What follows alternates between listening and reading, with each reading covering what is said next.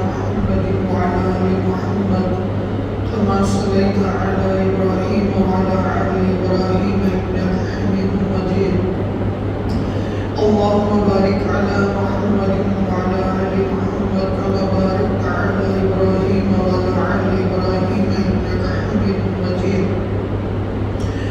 رب اشرح لي صدري ويسر لي أمري واحلل عقدة من لساني يفقهوا قولي ربي زدني علما ربي زدني علما ربي لا تذرني فردا وأنت خير الوارثين يا حي يا قيوم برحمتك يا أستغيث أصلح لي شأني كله ولا تقلني إلى نفسي طرفة عين أعوذ بالله من الشيطان الرجيم بسم الله الرحمن الرحيم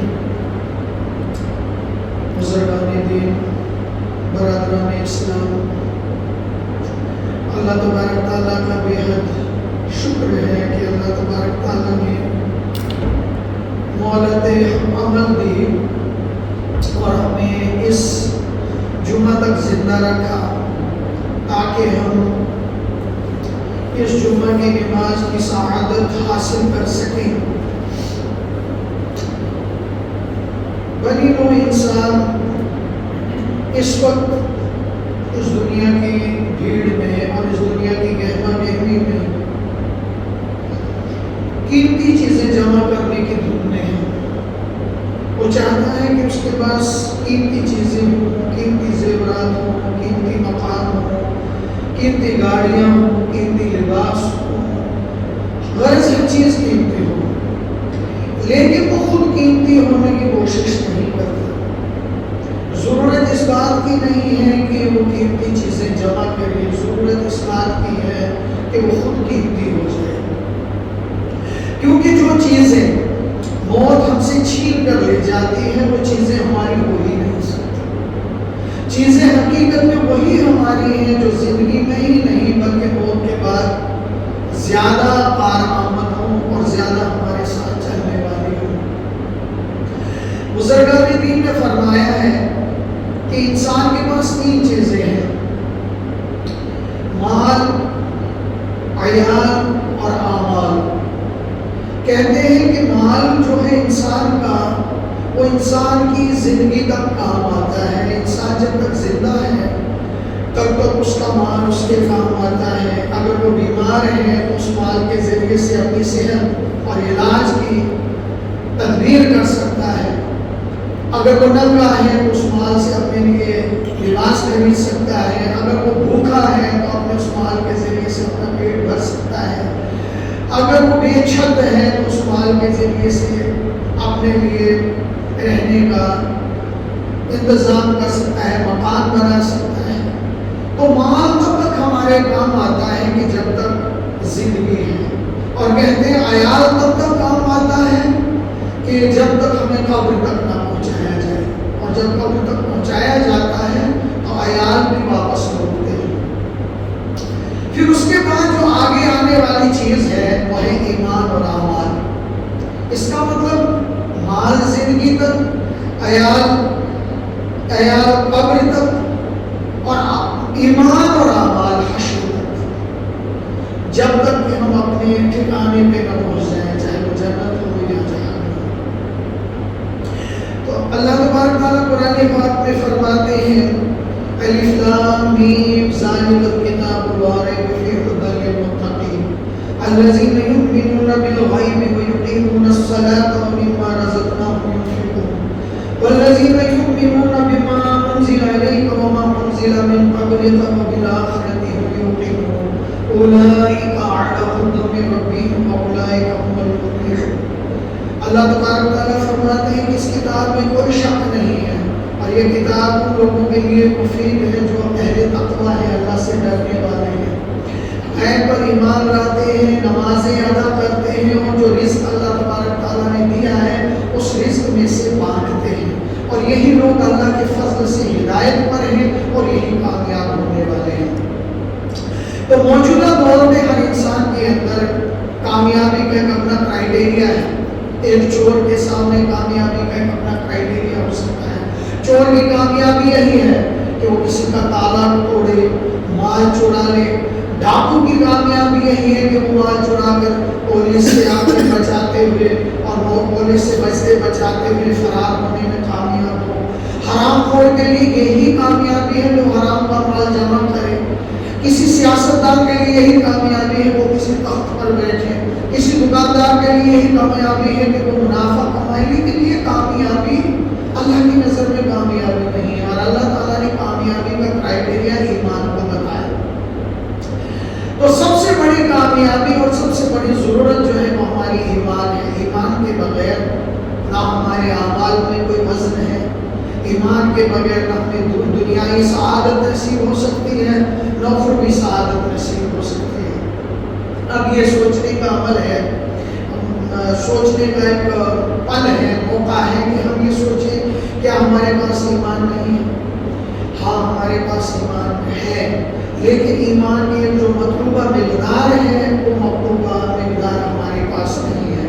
جیسے یہ دیکھ لیجئے کہ اگر آپ کہتے ہیں کہ ایک گلاس پانی بھی پانی ہے، ایک گاگر پانی بھی پانی ہے، ایک ٹینکی پانی بھی پانی ہے، اور پورا چناب بھی پانی ہے، اور پورا سمندر بھی پانی ہے، لیکن کوئی انسان یہ دعویٰ نہیں کر سکتا کہ وہ ایک گلاس پانی سے نہا سکتا ہے، ایک گلاس پانی سے کپڑے دھو سکتا ہے، ایک گلاس پانی سے وہ سمندری جہاز کو تیروا سکتا ہے، ایک گلاس پانی سے وہ بہت بڑا کام کر سکتا ہے، ایک گلاس پانی محض اس کی پیاس بجھانے کے لیے کافی ہوتا ہے۔ تو ایمان کی وہ مقدار چاہیے جو مطلوبہ مقدار ہے، یعنی جو مقدار دنیا میں نیکی پر قائم کرنے کے لیے اور آخرت میں عذاب سے بچانے کے لیے، پل صراط پہ پار کرانے کے لیے، قبر کے عذاب سے بچانے کے لیے، جہنم کی آگ سے بچانے کے لیے،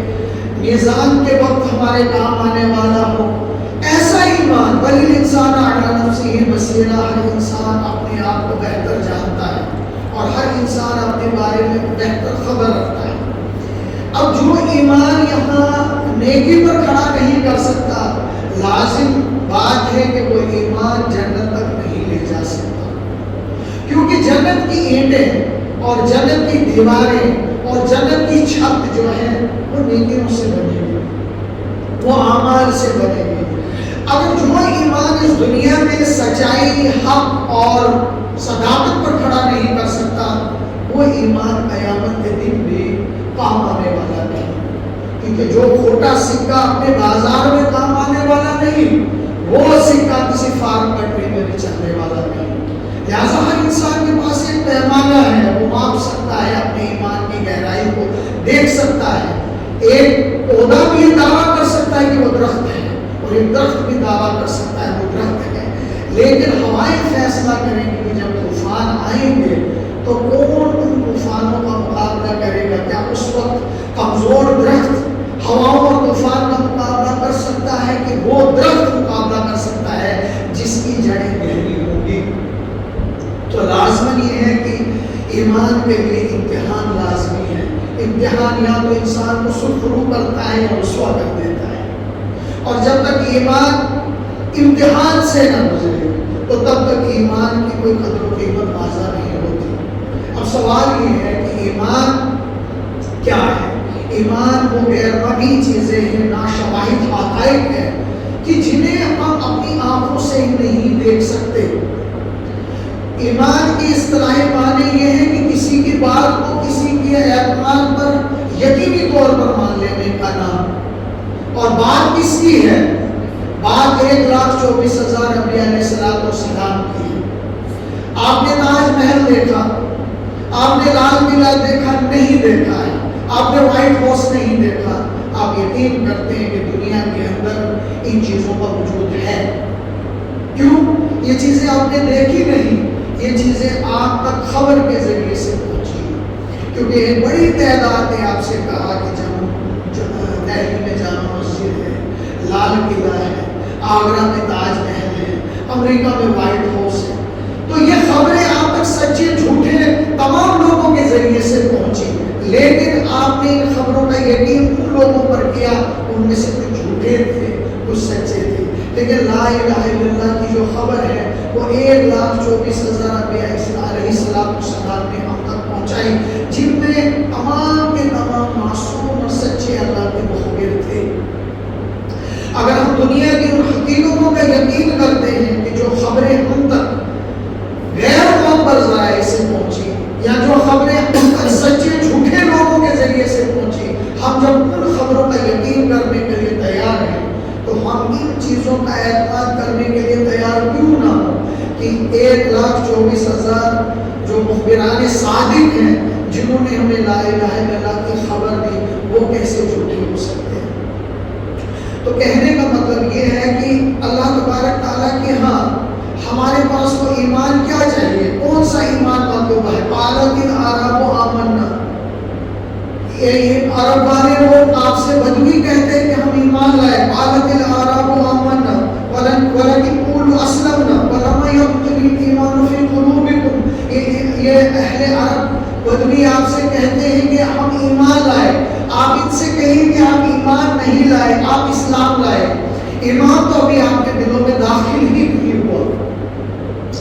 ایمان یعنی وہ گہرا ایمان، حقیقی ایمان اور شعوری ایمان، ایک ہوتا ہے مانا ہوا ایمان، ایک ہوتا ہے جانا ہوا ایمان۔ جانا ہوا ایمان وہ ہے جو ہم نے دوسروں کے ذریعے سے سنا، اور مانا ہوا ایمان ہمارا انفرادی تجربہ ہے۔ اس کو ایک بات سے سمجھانا پڑے گا کہ مان لیجئے 2 بچے ہیں، ان دونوں بچوں نے اپنے والدین کو نہیں دیکھا ہے، اور وہ دونوں بچے جب جوان ہوئے تو ان کی ماؤں نے ان سے کہا کہ ایئرپورٹ سے یا ریلوے سے اپنے والد کو پک اپ کریں، اور دونوں بچے ریلوے پہ پہنچتے ہیں۔ اب ایک بچے کو اس کی ماں نے یہ ہدایت کی کہ اسے اپنے باپ کا زبانی خاکہ بتایا کہ تمہارا باپ اس شکل صورت کا ہے، اس قد و قامت کا ہے، اس نئے نقش کا ہے، ایسی اس کی حیت ہے، ایسی اس کی صورت ہے۔ تو اب یہ بچہ ریلوے پہ جا کر یا یہاں ایئرپورٹ پہ جا کر ہر اس شخص کو اپنا باپ سمجھے گا جس کی بھی شکل اس کے باپ سے ملتی جلتی ہوگی، اور نہ جانے کتنے لوگوں کو یہ اپنا باپ انجانے میں سمجھ بیٹھے گا، کیونکہ اس کے پاس شعوری چیز نہیں ہے، اس کے پاس پورا باپ کا خاکہ نہیں ہے۔ یہی حالت مشرک کی ہے کہ جو مشرک اپنے اللہ کا تعارف نہیں رکھتا، وہ ہر چیز کو خدا ماننے لگتا ہے۔ مومن وہ ہے کہ اسے خدا مانتا ہے جس نے اسے بنایا ہے، اور مشرک وہ ہے جو اپنے ہاتھوں کے بنائے ہوئے خدا کو مانتا ہے۔ تو دوسرا وہ بچہ ہے کہ جس کے پاس اس کی ماں نے اپنے باپ کی تصویر دی اور کہا کہ یہ تمہارا باپ ہے، اسے جا کر ریلوے اسٹیشن سے یا ایئرپورٹ سے پک اپ کرو، اور یہ تصویر دیکھ کر سیدھا اپنے باپ کو کلائی سے پکڑ کر گھر لے آئے گا، کیونکہ اس کے پاس اپنے باپ کا مکمل اور پورا تعارف ہوگا۔ اسے کہتے ہیں شعوری ایمان۔ لہذا جو لوگ غیر مسلم منتقل ہو کر کنورٹ ہو کر مسلم بنتے ہیں، ان کا ایمان ہمارے ایمان سے بہتر ہوتا ہے۔ وہ کیوں؟ کیونکہ ان کا ایمان بائی چوائس ہوتا ہے اور ہمارا بائی چانس ہوتا ہے۔ اور جو چیز بائی چوائس ہوتی ہے، جو چیز آپ چن کر خریدتے ہیں، اسے پرکھتے ہیں، اور جو چیز آپ کو گفٹ ڈیل کر دیا جاتا ہے وہ آپ کو تسلیم کرنا پڑتا ہے، چاہے وہ اصلی ہو یا نقلی ہو۔ لہذا ایمان ہے ان فی خلق السماوات والارض واختلاف اللیل والنہار لآیات لأولی الالباب الذین یذکرون اللہ قیاما وقعودا وعلی جنوبہم ویتفکرون فی خلق السماوات والارض ربنا ما خلقت هذا باطلا سبحانک فقنا عذاب النار۔ اللہ تبارک تعالیٰ فرماتے ہیں کہ زمین اور آسمانوں کی بناوٹ میں اور رات اور دن کے یکے بعد دیگر آنے میں عقل مندوں کے لیے بڑی نشانیاں ہیں۔ ایسے لوگ جو اس اللہ تبارک تعالیٰ کی کائنات میں تفکر کرتے ہیں، تدبر کرتے ہیں، وہ اٹھتے بیٹھتے لیٹتے ہر حال میں رب کو یاد کرتے ہیں۔ وہ کیوں؟ کیونکہ ان پر اللہ تعالیٰ کی صفت جمال اور صفت جلال دونوں منتشر ہو جاتی ہیں۔ اس کا مطلب ہے کہ وہ یتفکرون فی خلق السماوات والارض، سوچنے والا اور نہ سوچنے والا برابر نہیں ہو سکتا۔ هل يستوي الذين آمنوا والذين لا يعلمون، کیا جاننے والا اور انجان برابر ہو سکتا ہے؟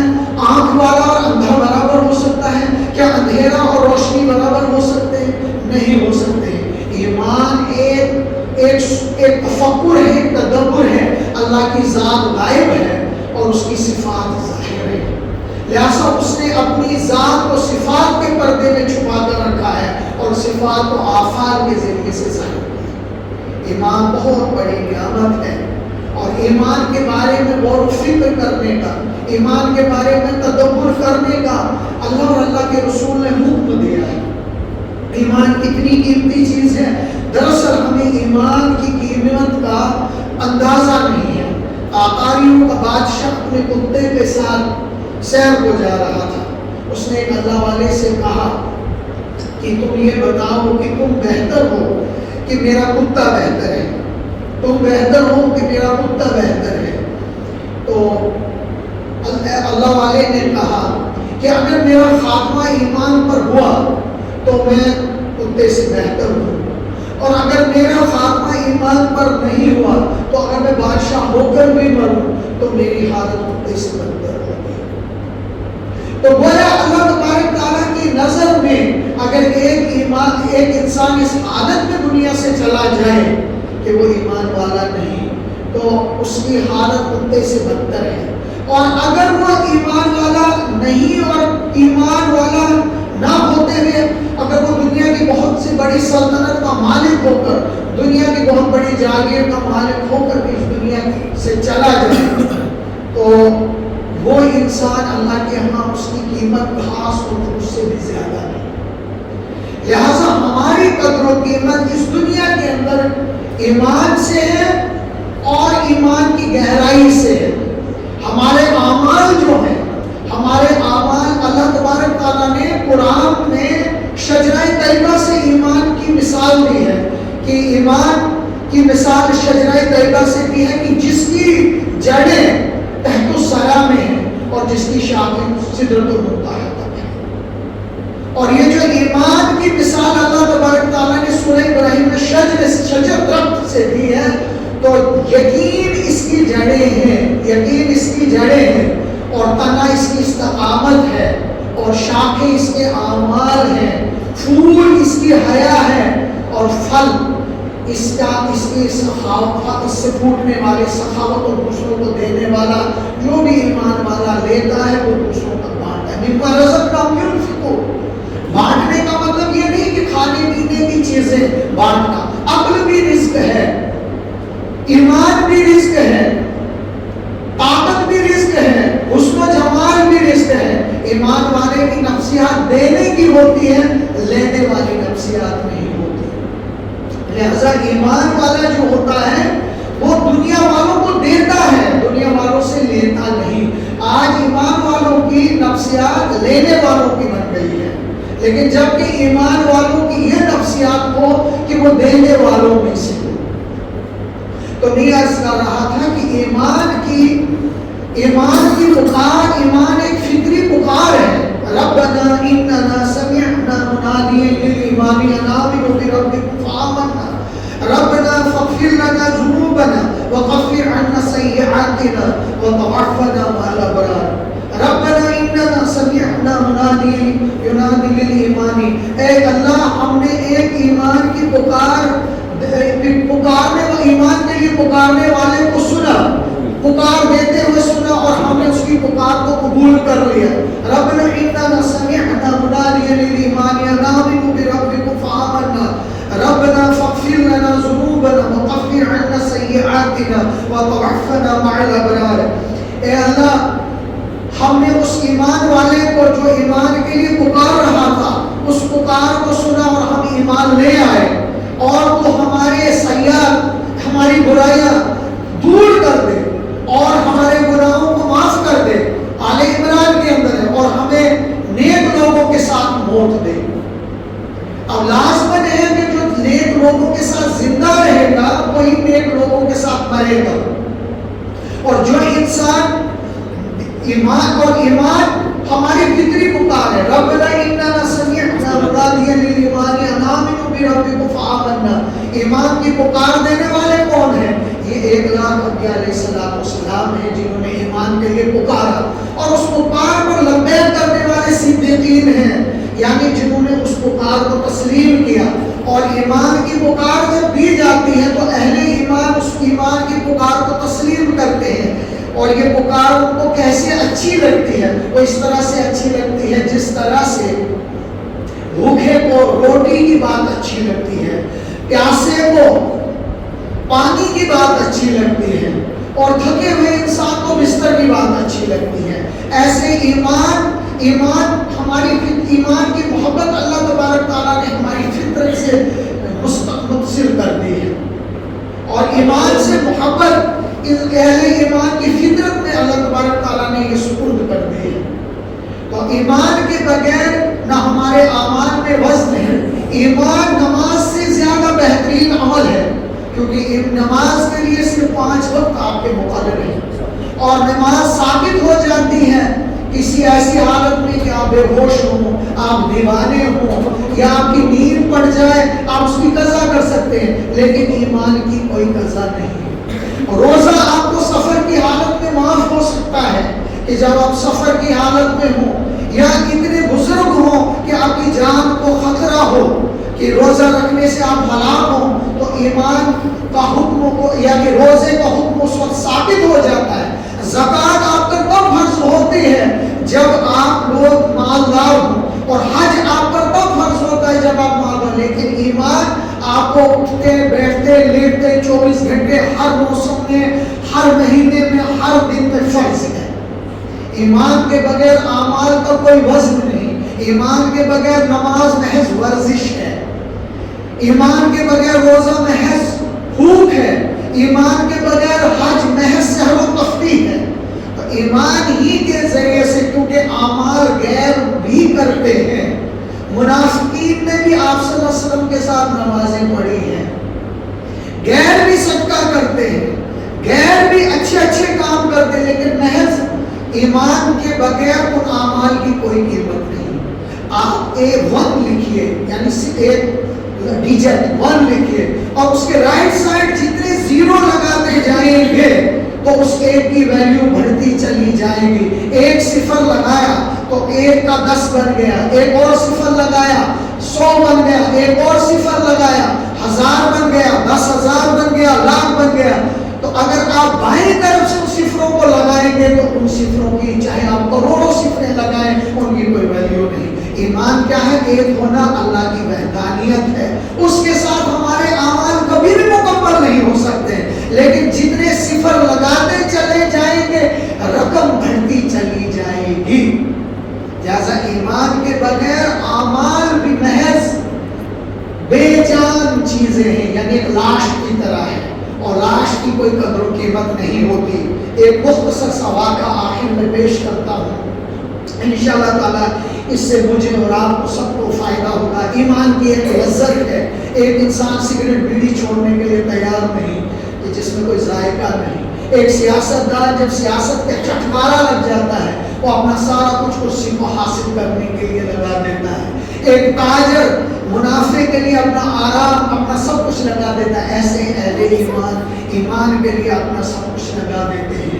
ایمان والوں کی زندگی اطاعت کے ذریعے سے لذت بن جاتی ہے، اور موت بھی ان کی شہادت کے ذریعے سے لذت بن جاتی ہے۔ غریبی صبر کے ذریعے ان کی پردےدار بن جاتی ہے، اور عقیدی سخاوت کے ذریعے ان کی زینت بن جاتی ہے۔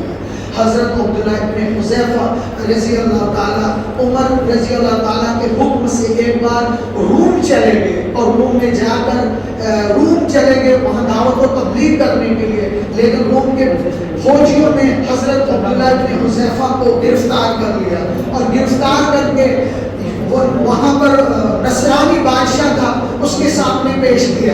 نصرانی بادشاہ کو جب یہ علم ہوا کہ حضور صلی اللہ علیہ وسلم کا صحابی ہے تو انہوں نے حضرت عبداللہ ابن حذیفہ کو یعنی اپنی آدھی سلطنت دینے کا وعدہ کیا کہ آپ دین محمد صلی اللہ علیہ وسلم چھوڑ دیں، لیکن آپ راضی نہیں ہوئے۔ انہوں نے کہا کہ آپ دنیا کی ساری دولت بھی اگر میرے قدموں میں ڈال دیں تو میں دین محمد صلی اللہ علیہ وسلم چھوڑنے کے لیے تیار نہیں۔ اس کے بعد بادشاہ نے دھمکایا اور انہیں ایک سولی پر لٹکایا، اور حکم یہ دیا کہ دائیں بائیں تیر چلائے جائیں۔